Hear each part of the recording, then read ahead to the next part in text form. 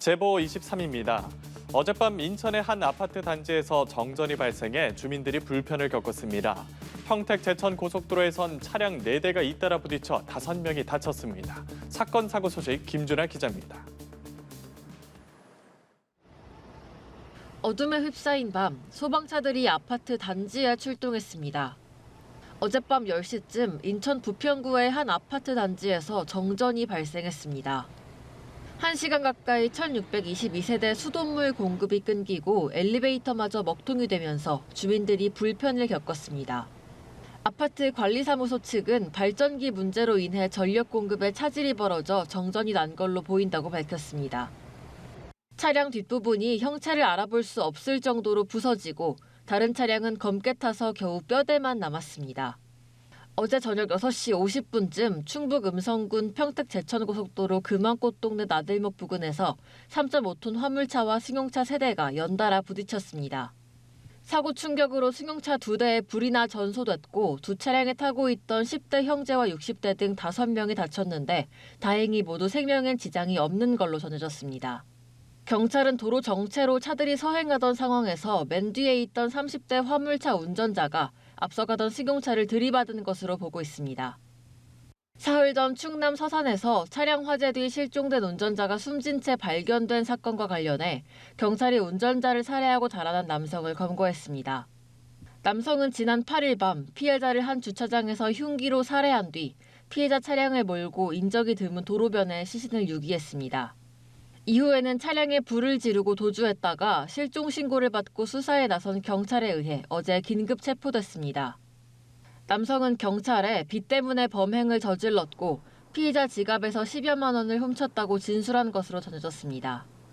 경찰은 남성에 대해 구속영장을 신청할 방침입니다. 연합뉴스TV 김준하입니다. 오늘 새벽 0시 30분쯤 경기도 안산시 단원구의 8층짜리 건물 지하 1층 노래방에서 불이 나 1시간 반 만에 꺼졌습니다. 소방당국은 화재 발생 후 대응 1단계를 발령하고 같은 건물 4층 PC방 이용객 등 27명을 구조했는데요. 노래방 관계자 등 4명도 자력 대피해 화재로 인한 큰 인명피해는 없었지만 건물 내에 있던 한 명이 연기를 흡입해 병원으로 옮겨졌습니다. 소방당국은 노래방 내부에서 불이 시작된 걸로 보고 있으며 경찰과 합동 감식을 벌여 자세한 화재 경위를 조사할 방침입니다. 경북 의성군 단밀면의 고속도로를 달리던 승합차가 단독 사고를 내 운전자와 탑승자 등 노인 12명이 다쳤습니다. 어제 새벽 6시쯤 청주 영덕고속도로에서 승합차의 타이어가 터지면서 가드레일을 들이받았습니다. 사고 당시 차량엔 운전자를 포함해 60, 70대 노인 12명이 타고 있었는데 3명이 크게 다치고 6명이 가벼운 부상을 입었습니다. 경찰은 차량 뒤쪽 타이어가 터지면서 사고가 난 걸로 보고 블랙박스 등을 바탕으로 사고 원인을 조사하고 있습니다. 어제 오후 6시 5분쯤 경기 양평군 국도 6호선 용문터널에서 승용차 1대와 SUV 차량 2대가 잇따라 부딪혀 차량 화재가 발생했습니다. 소방은 대응 1단계를 발령하고 오후 6시 40분쯤 화재를 진압했는데요. 탑승자들이 모두 대피해 인명피해는 없었지만 사고 수습을 위해 터널 출입을 통제하면서 극심한 교통정체가 빚어졌습니다.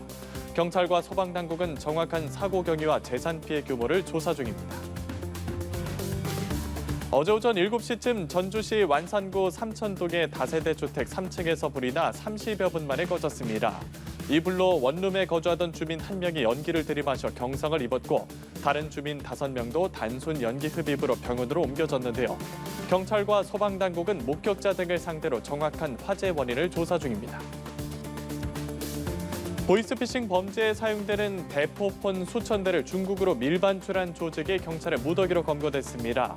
경기 북부경찰청은 오늘 전기통신사업법 위반 등의 혐의로 총책 50대 남성 A씨 등 일당 162명을 입건하고 이 중 2명은 구속했다고 밝혔습니다. A씨 일당은 2017년부터 7년간 신용불량자 등에게 휴대전화를 개통하면 대출을 해주겠다고 접근해 대포폰을 개설한 뒤 3,400여 대를 중국으로 밀반출했습니다.